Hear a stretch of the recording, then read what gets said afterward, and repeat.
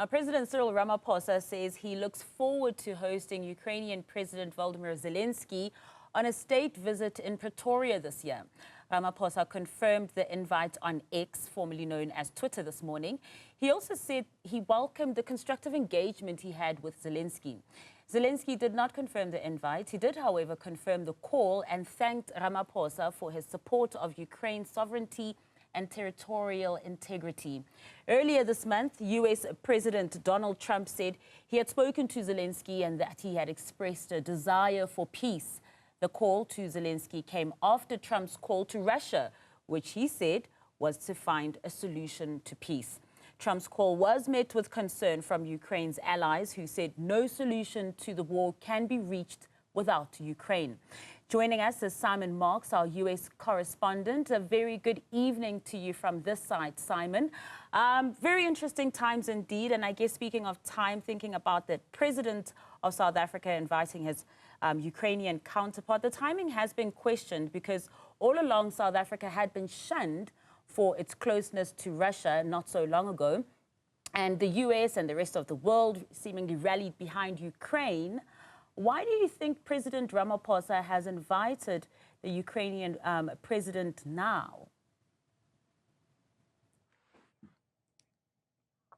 Well, look, it certainly makes sense for President Ramaphosa, as the guardian of South Africa's sovereignty, to determine South Africa's foreign policy and not, as he's put it over the last few days, to be bullied by anyone, which I think we all took to mean to be bullied by President Donald Trump. But it is certainly coming at a head-spinning time here in Washington, D.C., because we are at the end of a week that has seen Donald Trump almost sever entirely America's relationship with President Volodymyr Zelensky. Remember that Ukraine has been a partner of the United States for 30 years. It has been the recipient of billions of dollars worth of assistance, much of that military assistance, as it has battled against Russia's aggression towards it. And yet now, suddenly, Donald Trump is doing a complete 180, indicating that he is going to tilt any peace talks that occur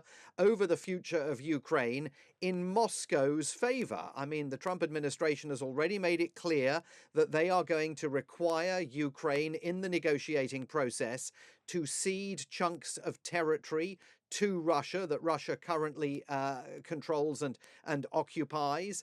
They've made it absolutely clear that Ukraine is not going to be considered eligible for NATO membership, even though the Biden administration had put Kyiv on a path towards NATO membership. There are growing indications here that Donald Trump may soon announce a military withdrawal of 20,000 American troops who are stationed in Poland, Romania, and the Baltic states, and who are deeply irritating to Vladimir Putin. So we're now in this extraordinary moment where, as we all know, the Trump relationship with South Africa has been shattered based on false claims that the White House and the State Department has made about the Expropriation Act in South Africa, and based on irritation towards South African foreign policy in the Middle East, the taking of Israel to the ICJ, the accusation of Israel charging it with war crimes.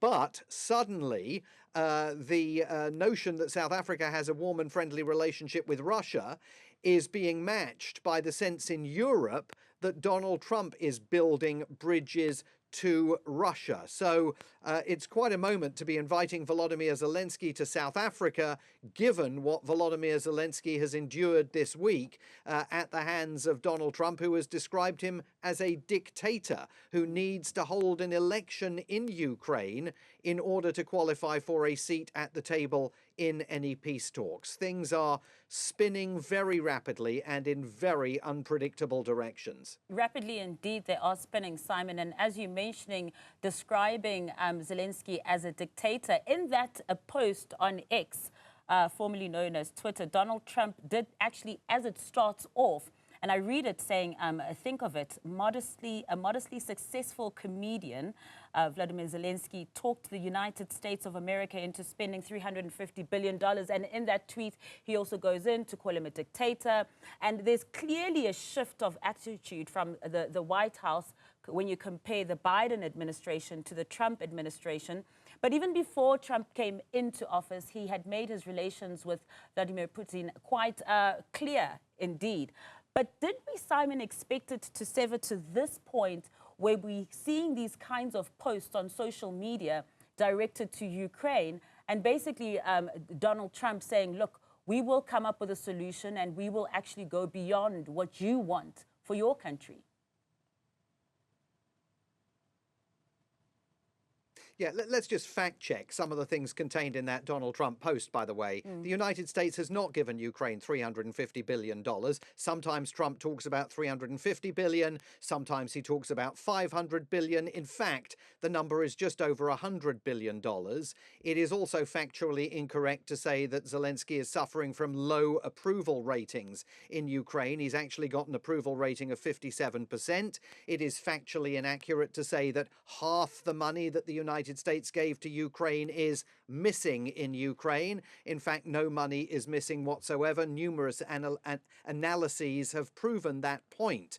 But what we are definitely witnessing here is a seismic shift in American foreign policy, with European allies, NATO members, that have presided over the transatlantic alliance with the United States that has kept the peace in Europe since 1945, suddenly beginning to view the United States as an adversary. European governments realizing that they need to ramp up defense procurement and capabilities urgently, because they may very soon not be able to rely on America's protection in the event of any aggression against them by Russia or by anyone else for that matter.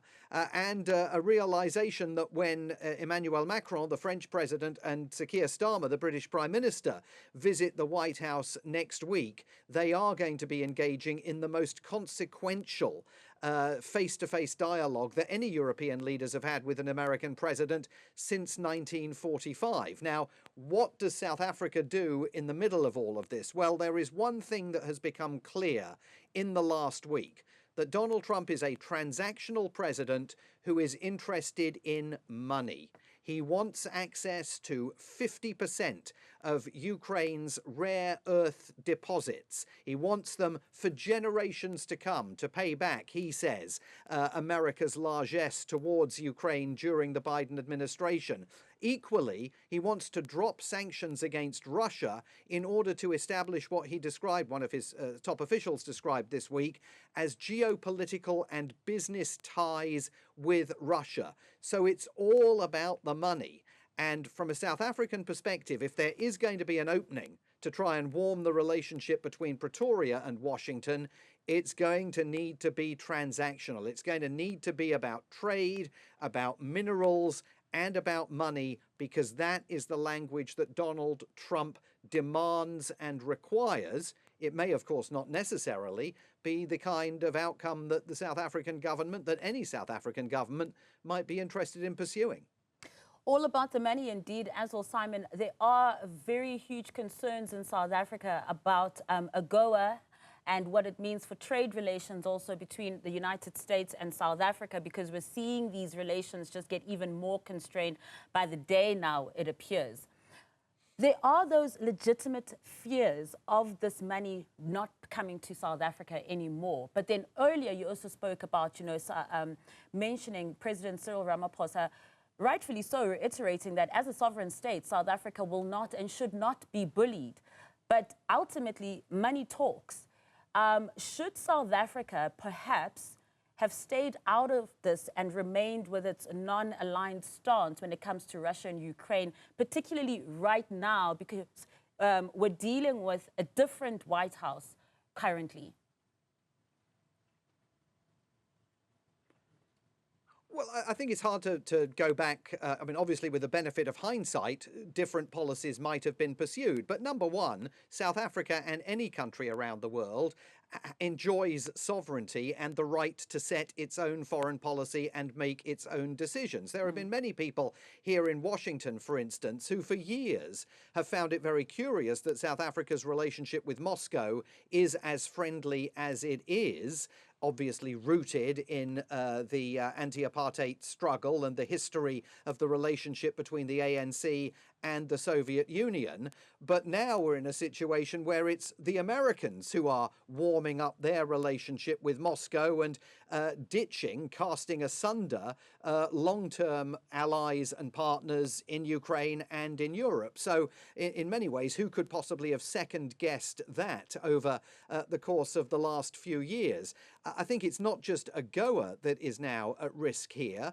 We've seen a letter to President Trump sent in the last few days by 4 far-right members of the Republican caucus in the House of Representatives, even suggesting that Donald Trump should consider suspending diplomatic relations with South Africa, which is not even something that happened during the apartheid era.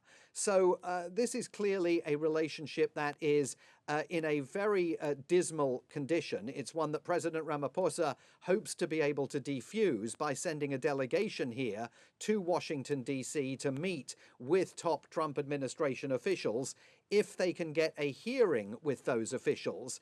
There is, of course, one big event on the calendar that does provide Pretoria with a bit of leverage, and that's the G20 summit being held in November, the leader-level summit. We heard President Ramaphosa earlier in the week saying that he's still practicing his golf game, because when he last spoke to President Trump after the election win, he had promised President Trump a round of golf when he got to South Africa. Is Donald Trump still planning to travel to that G20 summit? Where are we going to be by the late summer here in the United States? You'd think he has to go because he's supposed to officially hand over from President Ramaphosa to President Trump for next year's G20 summit. Is he going to try and lead a boycott? South African diplomats at the embassy here and, of course, officials at DIRCO and within the presidency are really going to have to work overtime in the weeks and possibly months ahead to try and put this relationship on a different trajectory. But they are dealing with a mercurial, quixotic, reflexive president in the White House who, in South Africa, with relation to South Africa and now with relation to Ukraine as well, is allowing disinformation to help him determine the policies of the US government. And that's very difficult. Difficult and dangerous indeed. Simon Marks, thank you so much for your time this evening. That's our US correspondent as we just discuss the ever-growing constrained relations between South Africa and the United States as it appears.